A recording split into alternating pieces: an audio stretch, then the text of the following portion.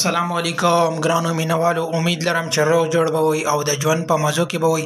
ملګرو نوی ویډیو کې درته هرکلی وایم.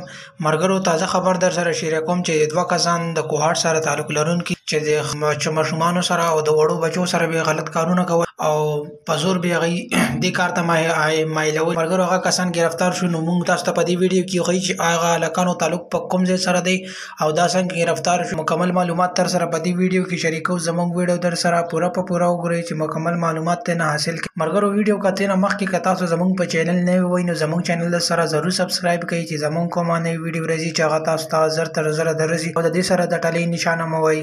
ملګرو دا اطلاع راتغلې ده په کوهاټ کې پرون یو دوه ماشومانو سره غلط کار چا کړی و چې په هغې وجه باندې پولیس هغو ماشومانو مور او پلار پولیس ته اطلاع ورکړه چې زموږ د بچو سره داسې غلط کار چا وکړو. د هغې په وجه باندې پولیس تشویش شروع کړو چې د هغې نه بعد بیا دوه کسان چې د یو د 18 کالو دی او بل د 14 کالو دوه هلکان چې رونه دي خپله کې دوی به په زوره باندې خلک رانیول او د غلط کارونه به یې کول. ورسره د سکول واړه ماشومان شو او واړه ماشومان یې شولې جینکۍ هغوی به رانیول او دا غلط کارونه به سره کول چې د هغې په وجه باندې دوی د دوو جینکو سره غلط کار وکړو چې د هغوی بیا مور ته ووایي او مور پلار یې پولیس ته راپورټ ورکړو چې زموږ د بچو سره داسې غلط کار وشو. د هغې نه بعد هغه پولیس تشویش شروع کړو او دا دوه کسان یې ګرفتار وکړو چې د دوی تعلق د کوهاټ سره ښیي او کوهاټ کې بیا دوی د پاکستانیان نه بلکې دوی د افغانستان سره تعلق و، یعنې مهاجر و. دوی سکول مول هېڅ هم نه وی نو دې وجه باندې بس د دوی دا کار و چې دوی به د ماشومانو سره زیاتي کوله او دوی دا ظاهره کړي چې زموږ نورو ماشومانو سره هم زیاتي کړې وه چې د هغې په وجه باندې موږ ته څه